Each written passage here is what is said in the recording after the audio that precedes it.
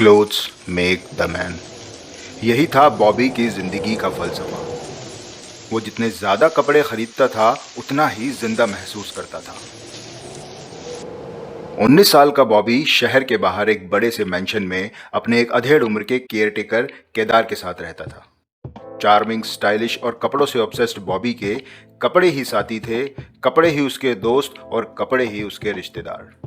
हर रोज नई ड्रेस, नया लुक और इंस्टाग्राम पर धूम। The Instagram sensation with 1 million followers @live to wear।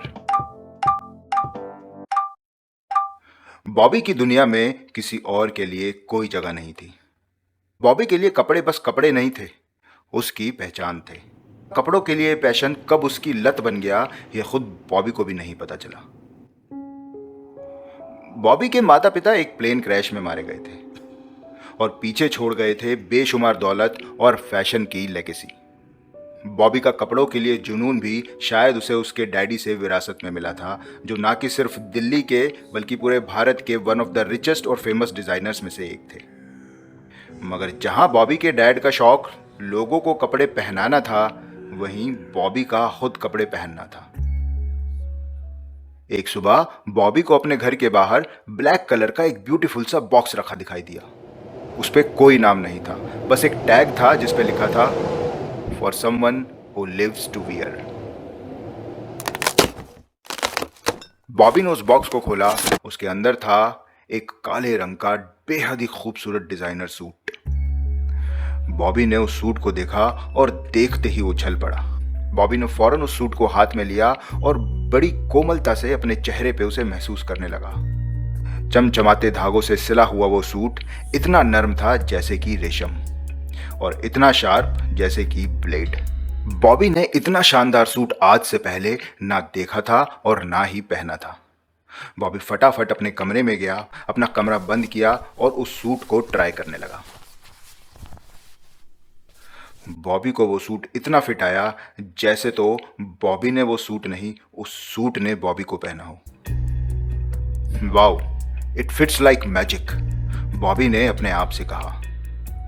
Bobby ने फटाफट से उस सूट को पहन के 2-4 सेल्फी ले डाली और इंस्टाग्राम पे पोस्ट कर दी और कैप्शन दिया #द सूट दैट वोर बॉबी। और फिर बॉबी पूरे दिन उस सूट को पहन के घूमता रहा। रात हुई, बॉबी ने सूट उतार के टांगा और सोने चला गया। तभी अचानक बॉबी की आंख खुली और उसने देखा कि उसकी छाती पे कोई बैठा हुआ है। एक आदमी जिसके शरीर पे कोई कपड़ा नहीं था, बल्कि पूरे शरीर पे सिर्फ टाके ही टाके थे, जैसे तो किसी ने उसकी पूरी खाल उधेड़ के वापस सिल दी हो। वो आदमी बोला, हर कपड़े की एक कीमत होती है, इस सूट की भी एक कीमत है। तेरी सबसे प्यारी चीज, तेरी पहचान। और उस आदमी के दोनों हाथ बॉबी की गर्दन की तरफ बढ़ने लगे और बॉबी घबराहट में हड़बड़ा के उठ गया। बॉबी पूरा पसीना पसीना हो चुका था। बॉबी अपना पसीना पूंछता है और किचन में जाके फ्रिज से पानी निकाल के पीने लगता है। वो वापस अपने कमरे में आता है, उस सूट को देखता है, फिर अपने आप को शीशे में देखता है, मुस्कुराता है और अपने फोन को ऑन करने लगता है। मगर उसका फोन उसका फिंगरप्रिंट रीड नहीं करता। बॉबी फोन का पासवर्ड टाइप करके फोन ऑन करता है, अपने इंस्टा के लाइक्स और कमेंट्स देखता है और वापस से सो जाता है। अगले दिन बॉबी उठता है और फटाफट से नहा धो के फिर से वही सूट पहन लेता है और पूरे दिन उस सूट को पहन के घूमता रहता है। रात होती है और केदार बॉबी के पास आता है और कहता है, बॉबी, ये सूट तुम 2 दिनों से लगातार पहन रहे हो, दे दो, मैं वॉश करा देता हूं। और ये सुनते ही बॉबी गुस्से से केदार की तरफ देखता है और तेजी से कहता है, नहीं। केदार हैरानी से बॉबी को देखता रह जाता है और अगले ही पल बॉबी कहता है, ठीक है, मगर सुबह तक वॉश हो जाना चाहिए, सुबह मैं यही सूट पहनूंगा। नए कपड़ों से बॉबी के लगाव को केदार अच्छी तरह जानता था, मगर ऐसा पहले कभी नहीं हुआ था कि बॉबी ने कोई कपड़ा एक दिन से ज्यादा पहना हो। केदार हैरानी से बॉबी को देखता हुआ सूट लेके वहां से चला जाता है। बॉबी सोने की कोशिश करता है मगर आज उसे एक अजीब सी बेचैनी है। बॉबी इधर से उधर करवट बदलता रहता है पर उसे नींद नहीं आती। आधी रात होती है और तभी वही आदमी फिर से बॉबी की छाती पे आके बैठ जाता है और कहता है, तुझे चुनना होगा, या तो अपनी आत्मा या अपनी खाल। अगर मुझे हटाया खुद को खो देगा, अगर रखा तो फिर कभी हटा नहीं पाएगा। बॉबी एक बार फिर से घबराहट में हड़बड़ा के उठ जाता है तो देखता है कि आसपास कोई नहीं है। बॉबी फ्रस्ट्रेट होकर बैठ जाता है और सिगरेट पीने लगता है। वो अपने फ़ोन को ऑन करने लगता है लेकिन उसका फिंगरप्रिंट अभी भी काम नहीं कर रहा था। बॉबी अपने फ़ोन को फेस से अनलॉक करने की कोशिश करता है मगर इस बार उसका फेस अनलॉक भी काम नहीं करता। वो फिर से पासवर्ड टाइप करके फ़ोन ऑन करता है। उस ब्लैक सूट की पोस्ट को देखता है जो उसने 2 दिन पहले डाली थी और जो उसकी आखिरी पोस्ट थी।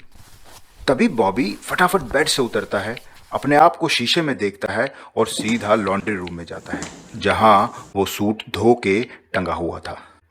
वो उस सूट को उतारता है और गीला ही उसे पहन लेता है। उसके बाद वो सेल्फी लेने के लिए अपने मोबाइल का फ्रंट कैमरा ऑन करता है मगर जैसे ही वो कैमरा ऑन करके अपना चेहरा देखता है उसके हाथ से फ़ोन छूट के नीचे गिर जाता है। बॉबी बेहद घबरा जाता है और फटाफट से अपने आप को शीशे में देखता है। शीशे में सब कुछ बिल्कुल नॉर्मल था। बॉबी फ्लोर से अपना फ़ोन उठाता है, एक बार फिर से अपना फ्रंट कैमरा ऑन करता है तो क्या देखता है कि कैमरे में उसका चेहरा नहीं है बल्कि उस आदमी का चेहरा है जो उसने अभी अभी सपने में देखा था। वो फटाफट से अपना मोबाइल नीचे रख देता है और अपने आप से कहता है, I think I am very sleepy now.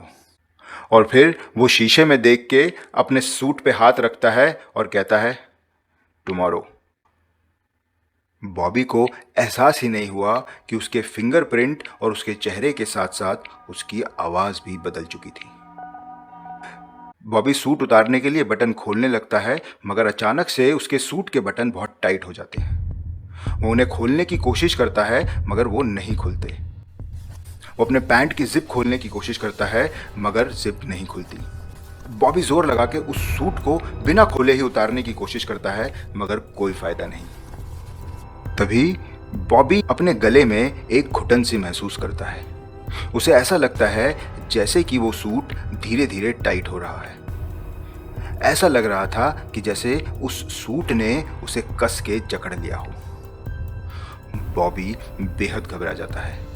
वो फटाफट से सूट को कैंची से काटने की कोशिश करता है लेकिन कैंची टूट जाती है। वो उसे सुई से उधेड़ने की कोशिश करता है मगर सुई बॉबी की उंगली में घुस जाती है और उसकी उंगली से खून बहने लगता है। बॉबी की बेचैनी बढ़ती जा रही थी। वो किसी भी तरह उस सूट को बस उतार फेंकना चाहता था।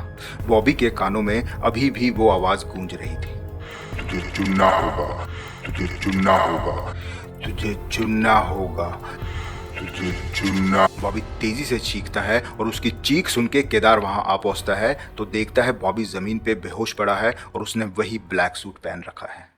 केदार फटाफट से डॉक्टर को बुलाता है और थोड़ी देर बाद बॉबी को होश आता है तो डॉक्टर कहता है, देखो बॉबी, मैं दावे के साथ तो नहीं कह सकता मगर इस पे शायद किसी खास किस्म का ड्राई ग्लू लगा हुआ है जो अक्सर कपड़ों को मजबूती से बाइंड करने के काम आता है।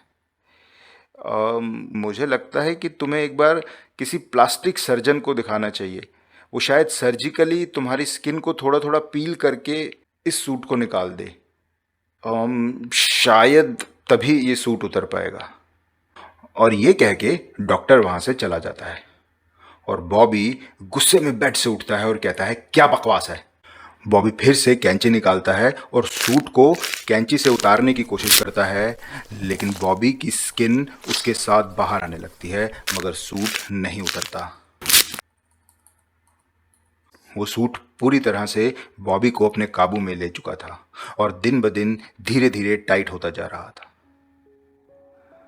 बॉबी बदल चुका था। बॉबी ने बाहर जाना बिल्कुल बंद कर दिया था। उसका कपड़ों से लगाव खत्म हो चुका था।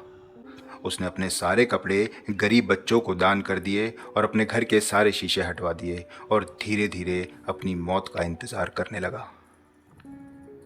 बॉबी की स्किन धीरे धीरे उस सूट में गलने लगी और वो सूट धीरे धीरे बॉबी को कंज्यूम करने लगा। और फिर एक दिन बॉबी ने दम तोड़ दिया। जब बॉबी को जलाया गया तो वहां सिर्फ केदार था और बॉबी का वो परफेक्ट फिट वाला ब्लैक सूट जो अभी भी उसके शरीर पर था। बॉबी की आइडेंटिटी खो चुकी थी, लेकिन बॉबी आज भी तलाश में था किसी ऐसे इंसान की जिसको वो ये सूट गिफ्ट कर सके। Someone who lives to wear.